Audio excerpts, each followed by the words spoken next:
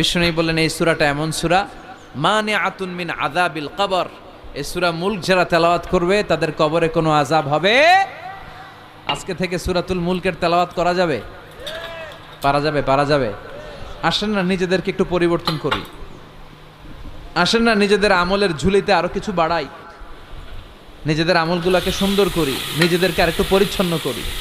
প্রতিদিন রাতে সূরাতুল মুলক তেলাওয়াত করবেন ইনশাআল্লাহ, কইতে পারলেন না? 2 নম্বর ফজিলত শাফাআত লি সাহিবিহা। এই সূরা যারা তেলাওয়াত করবে এই সূরা তেলাওয়াতকারীর জন্য আল্লাহর কাছে সুপারিশ করবে।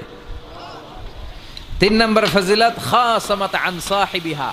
এই সূরাটা কিয়ামতের দিন এই সূরার তেলাওয়াতকারীর পক্ষে আল্লাহর সাথে তর্ক করবে, ডিবেট করবে। কতক্ষণ? হাত্তা আদখালাহুল্লাহুল জান্নাহ, যতক্ষণ না আল্লাহ তাআলা এই লোকটাকে জান্নাতি বলে ঘোষণা না দেয়।